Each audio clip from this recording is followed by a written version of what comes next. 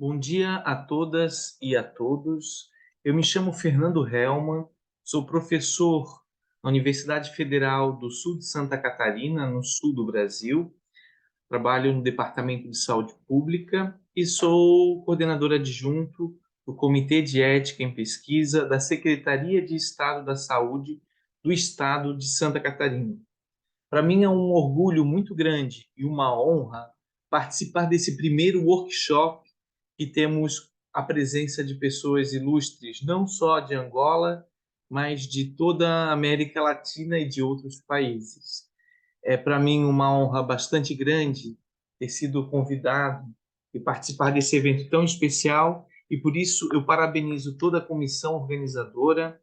Eu parabenizo a nossa presidência, a nossa mesa de abertura, o professor Mário Fresta, o professor Vonei Garrafa e também a doutora Alice Seita, nossa secretária de Estado para a Ciência e Tecnologia.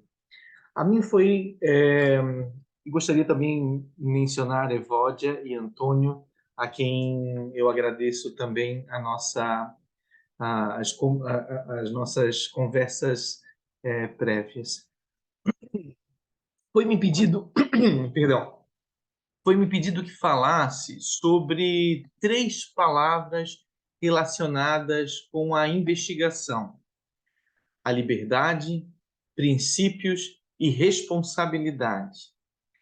E são três palavras importantes de se pensar em momentos tão especiais que a gente tem vivenciado, de desafiadores como os atuais, em que a gente acaba de sair da Covid-19, de uma emergência, situação de saúde pública internacional, mas também em que a gente vive as mudanças nos polos de poder e nessa multipolaridade no panorama global. Somos todos nós, brasileiros, angolanos, de países que têm seus desafios na ciência e que precisa pensar em liberdade, em princípios e responsabilidade frente à pesquisa para a nossa população e a nossa ciência. Há pouco tempo, ainda na pandemia, publiquei um artigo junto com o professor Rony Garrafa e o professor Brin Williams Jones, da Universidade de Montreal. E nós falávamos sobre a questão do imperialismo moral existente nas pesquisas multinacionais em tempos de Covid, em que pesquisadores franceses queriam supuseram em rede nacional, desenvolver pesquisas em países africanos, porque aqui não haveria, por exemplo, máscaras, medicamentos e podendo utilizar aquilo que a gente chama de duplo padrão moral, já conhecido de outras pesquisas de outras épocas e que se repetem a cada ano. Por isso é muito importante a gente pensar a ciência como uma forma de liberdade dos nossos países e do nosso povo, com princípios e com responsabilidade social. Mas eu gostaria agora então de abordar um pouco mais esse assunto, pensando também na característica do pesquisador. Muito embora o pesquisador ele não está sozinho, ele está relacionado também com as fontes de financiamento e com os editais, enfim.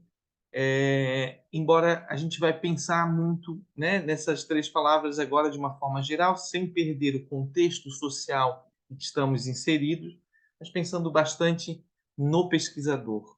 Quando a gente fala, portanto, da primeira palavra, liberdade, o que vem à nossa mente, principalmente, é a autonomia do pesquisador. É ele poder realizar as suas pesquisas de uma forma com que ele possa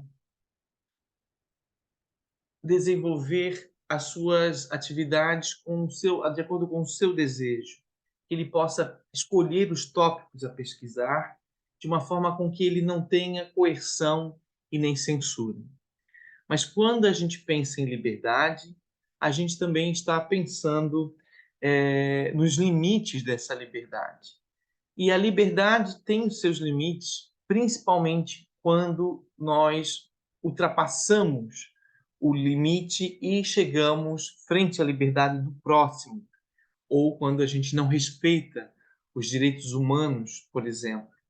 Essa liberdade tem limites quando existem preceitos legais, quando existem normativas para ser seguidos do ponto de vista da ciência ou da ética em pesquisa, ou mesmo da legislação específica de um país.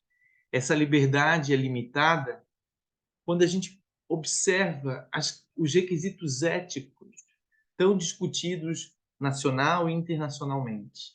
A liberdade também é limitada quando a gente observa que os bens sociais, o bem comum coletivo, o interesse público, ele é prejudicado a partir da minha escolha da liberdade. Portanto, a liberdade ela deve ser um princípio em que a gente deve basear também, certamente, a ciência. A liberdade é um princípio básico para a gente entender também, inclusive, o conceito de cidadania, para a gente entender que a gente é livre de pensamento, das nossas escolhas, livre do ponto de vista científico também, mas é sempre importante lembrar que existem os seus limites. Do mesmo modo, quando a gente pensa em princípios, nós podemos pensar em dois modos principais.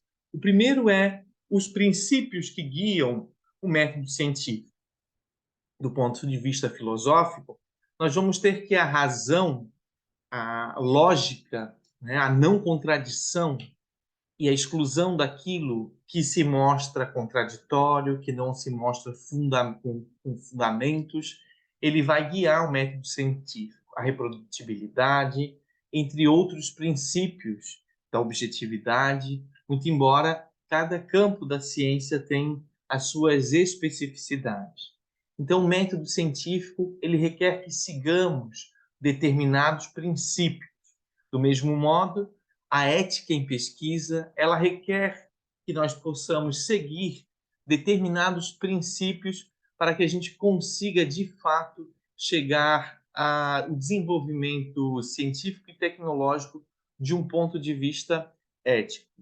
E a gente tem, historicamente, já desde o nascimento da bioética, algumas questões científicas que tiveram problemas éticos, como o próprio desenvolvimento, né, da história natural da sífilis, bastante contada na história da pesquisa com seres humanos, pesquisa médica, sobretudo.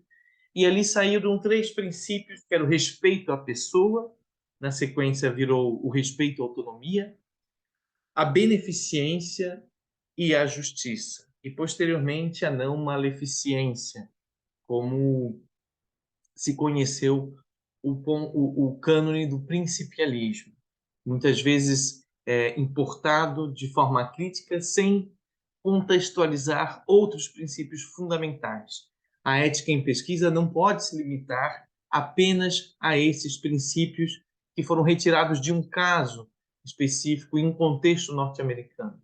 São princípios muito importantes, mas que são limitados, que devem ser pensados, por exemplo, a partir das realidades de povos sofridos, povos colonizados e povos que têm uma visão coletiva muito maior do que o individualismo propriamente dito. E é nesse sentido que vai nascer uma revisão desses princípios também, a partir do ano 2005, a Declaração Universal de Bioética e Direitos Humanos. Nesta declaração está ali colocado em seus artigos vários princípios que podem ser também incorporados, por exemplo, quando a gente pensa a ética e a integridade na investigação científica. Esses princípios são relacionados aos direitos humanos e à dignidade humana, a relação dos efeitos benéficos e efeitos nocivos, que é sempre esse balanço do risco e benefício de uma determinada pesquisa, a autonomia, mas também a responsabilidade individual das pessoas, do pesquisador, por exemplo, a necessidade do consentimento do participante e da proteção daqueles que não são capazes de exprimir o seu próprio consentimento. O respeito pela vulnerabilidade humana pela integridade pessoal, pela vida privada, pela confidencialidade, os princípios de igualdade, de justiça e de equidade, o princípio da não discriminação e não estigmatização, o princípio do respeito pela diversidade cultural e pelo pluralismo, o respeito da solidariedade e da cooperação e o respeito da responsabilidade social em saúde. Vejam que a gente tem exemplos da solidariedade e cooperação muito defasado, por exemplo, no plano do ponto de vista internacional da ética em pesquisa, por exemplo, em que foram desenvolvidas boas partes das pesquisas relacionadas às vacinas, também conduzidas em países pobres, que eram o auge da epidemia, mas comprada por países ricos, desenvolvidas em países pobres, compradas por países ricos, necessitando aí uma agenda urgente do acesso aos medicamentos testados, por exemplo. Então, o quão importante a gente pensar nos princípios e não limitar a esses princípios da bioética principialista, mas ampliá-los para que a gente possa compreender a ética em pesquisa nos nossos contextos que a gente vivencia no nosso cotidiano. A responsabilidade, por sua vez, tem a ver com as obrigações do pesquisador frente à pesquisa. E aí a gente não tem uma só responsabilidade, mas como várias. Nós temos as responsabilidades, por exemplo, de seguir, né, os preceitos da ciência propriamente dita, de utilizar a metodologia científica, porque uma pesquisa que não utiliza corretamente a metodologia vai chegar em resultados inconclusivos, o que não é interessante. E é sempre importante respeitar o participante da pesquisa quando envolver seres humanos, ou mesmo respeitar os animais quando assim envolver numa pesquisa científica, respeitar a integridade científica, que tem a ver com a questão de não fabricar dados ou falsificar dados, tampouco plagiar. Essa questão da integridade científica também tem a ver com os critérios de autoria, por exemplo, né, de criar algo e não copiar sem dar a devida fonte, como é o plágio.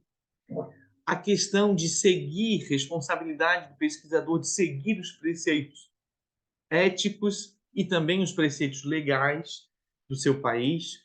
Nos preceitos éticos, como participante da pesquisa, a gente pode relacionar vários, como a questão do consentimento, da confidencialidade, do acesso à informação e aos resultados da pesquisa, do compartilhamento desses benefícios com as pessoas que participaram, com a sociedade, também, como está colocado, da comunicação desses resultados, mesmo se esses resultados forem negativos ou inconclusivos, é importante publicizá-los e também a responsabilidade social.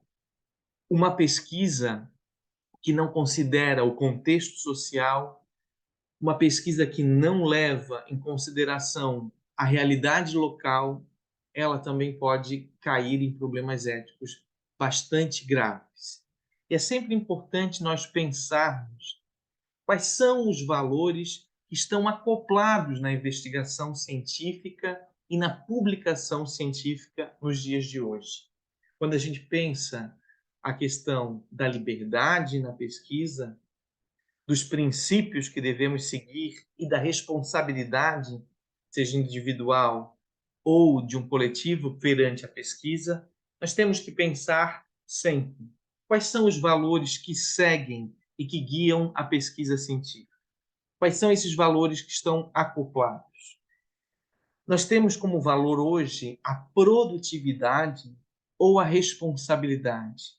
Queremos produzir para ganhar com ganhos financeiros somente ou queremos ter responsabilidade social das nossas pesquisas?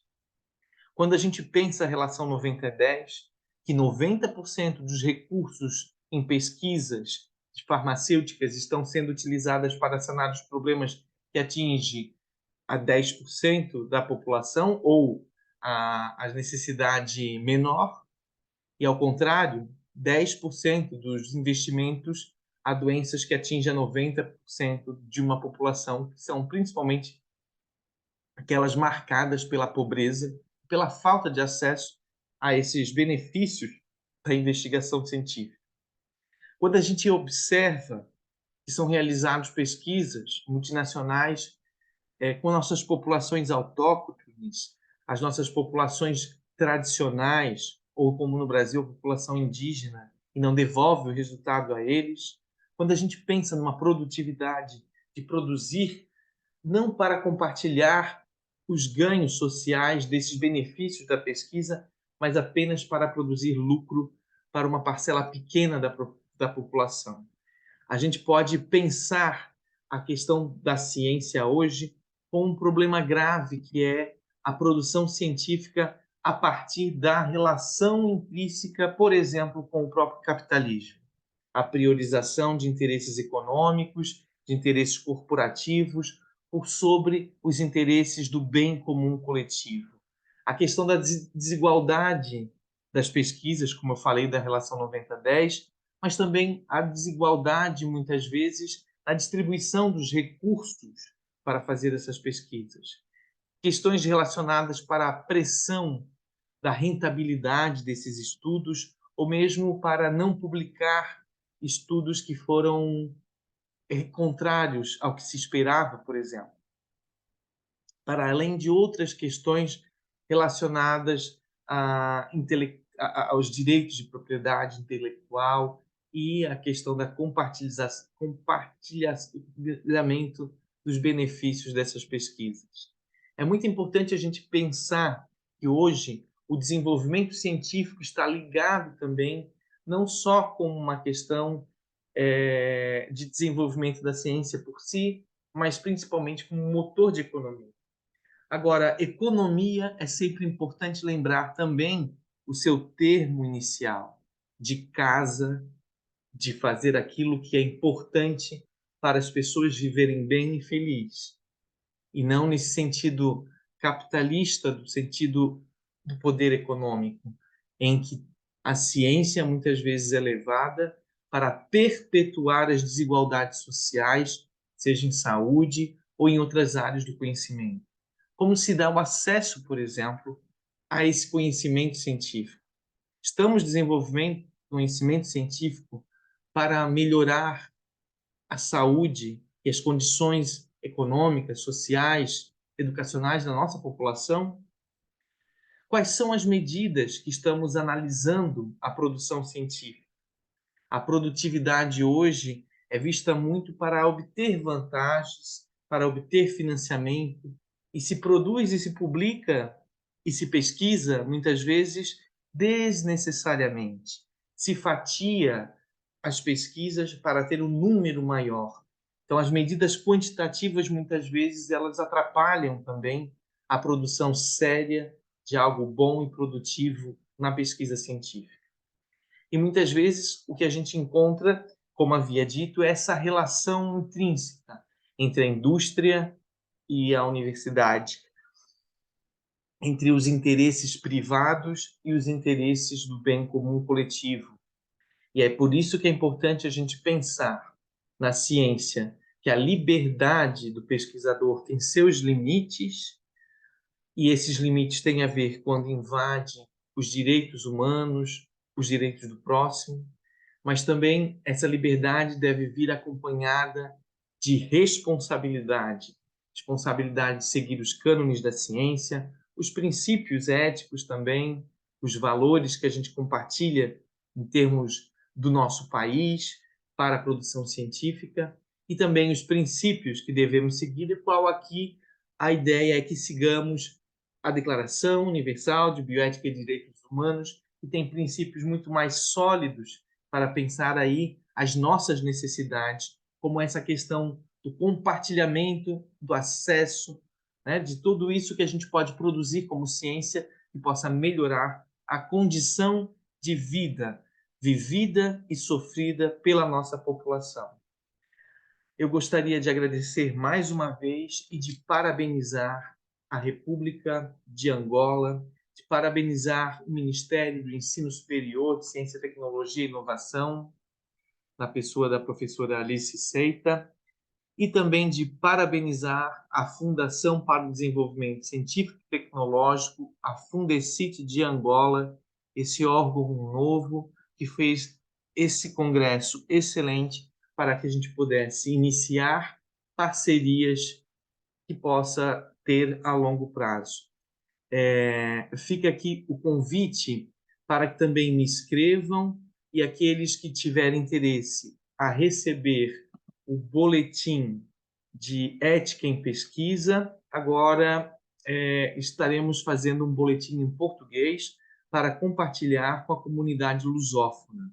Eu também faço parte de Saúde e Fármacos, que é uma organização não governamental que distribui boletins informativos, 4 boletins por ano de diferentes temáticas, e passamos agora a fazer o boletim Ética em Pesquisa, voltado mais à pesquisa clínica, farmacêutica de novos medicamentos.